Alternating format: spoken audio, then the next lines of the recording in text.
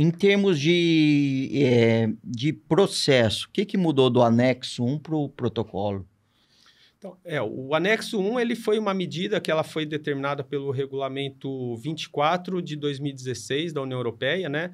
E ele trouxe a necessidade, porque a União Europeia, eles têm um esquema bastante robusto, assim, conforme vão aumentando as notificações, eles têm lá a forma de analisar esse aumento e propor medidas mais restritivas. Então, a forma como eles determinaram foi da forma como a Nádia falou, de se estabelecer um controle bastante rigoroso de determinar que 100% das cargas de amendoim que saíssem do país fossem certificadas pelo Ministério da Agricultura. Coleta de amostra, análise e a certificação.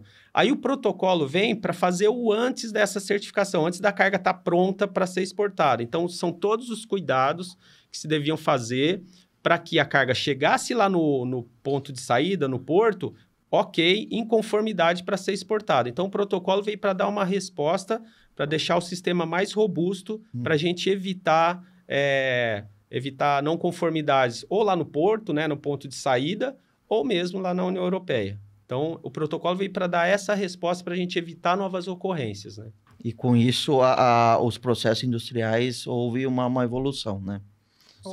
Na época houveram uma evolução, né? A gente se juntou, na época surgiu o Grupo Técnico de Exportadores, então a gente era em 12 exportadores na época para a União Europeia, nós juntamos todos e fomos discutindo item a item, pegamos a IN3, né? E viemos discutindo item a item, o que a gente conseguiria melhorar, né?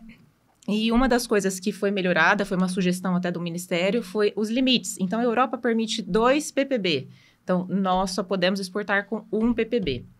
A Europa permite 4 ppb total. Nós só podemos exportar com 3 ppb total. Então, melhoraram os autocontroles, né? A cada 4 big bags nossos, a gente tem uma análise dentro da Copercana. Mas o pessoal não tinha essa questão de análise interna muito definida. Cada empresa tinha um número. E aí foi se determinado, olha, 7.500, né? Cada 7.500 quilos, Jonas, você lembra? 500 quilos, isso, que a gente tem que tirar uma amostra. Então, foi determinado isso em consenso com todos os exportadores, junto com o Ministério. O Ministério participou ativamente de todas as reuniões, né? E, no final, foi elaborado esse protocolo aí. Tem funcionado, né? Tem funcionado. Funciona e ele não é algo fixo, ele sempre tá evoluindo, como que é? O que foi feito já foi o suficiente? Na verdade, ele foi discutido em 2016 e desde então, essa formatação de coletas de amostra ao longo do processo, segregação de lotes não conformes, tem funcionado dessa forma. Aprovação de lotes depois mediante uma coleta de amostra por entidade credenciada pelo Ministério. Então, o protocolo, desde 2016, ele foi feito dessa forma e tem funcionado. O que veio logo em seguida, em 2021, foi a Instrução Normativa 126, que formalizou melhor as regras em relação a quem descumpre o protocolo, a quem toma mais não conformidades, enfim. As regras ficaram claras, estão sendo aplicadas, que ela envolve, inclusive, suspensão de habilitação de empresas para exportação. As regras estão bem claras lá, estão sendo aplicadas, mas, assim, a base foi discutida lá e muito bem discutida em 2016 e tem funcionado, as regras gerais definidas lá em 2016 têm funcionado até então. É que o nosso diretor agrícola, né, e pai do Projeto Amendoim, né, o Augusto Paixão, fala sempre, né? Eu estou quase 10 anos na Copercana e toda entrevista, toda palestra, ele fala qualidade, né? A seriedade que é isso, né? Seriedade. Porque a gente fala assim que a aflatoxina determina o nosso comercial. Então, como funciona, né? Eu faço todo o planejamento de produção da indústria. Então, como funciona? A gente recebe as informações do campo durante a colheita e vai vendo em termos de aflatoxina, quanto eles estão dando. E aí a gente vai disponibilizando, olha, tem 1 milhão de sacos para a Europa, né, 200, né, a gente vai disponibilizando isso de acordo com as nossas classificações de aflatoxinas. E isso, obviamente, determina o faturamento do amendoim, né? Então, a aflatoxina, ela tem um peso muito importante para a nossa cultura.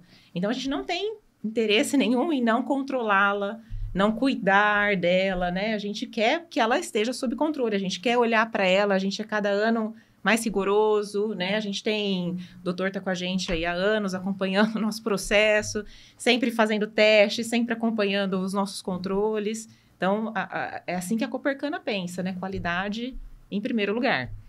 E para encerrar, acho que essa primeira parte, desculpa, apresentando, né, a aflatoxina, o que acontece se o índice de exportação para a Europa, o nível de aflatoxina voltar a subir?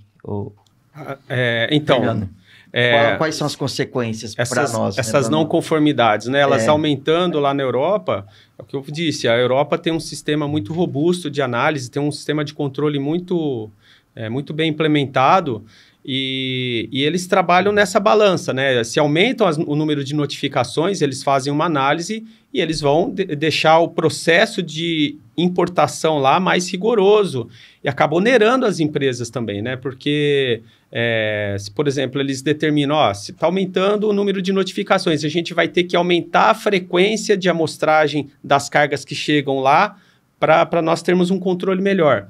A aplicação de uma medida como essa afeta diretamente a parte econômica das empresas, porque os containers têm que ficar parados lá no porto, aguardando o resultado de análise, enfim. Então, isso são medidas que eles são justificadas tecnicamente por eles, né? Porque se tem aumento, eles têm que controlar mais, mas causam um impacto considerável para as empresas.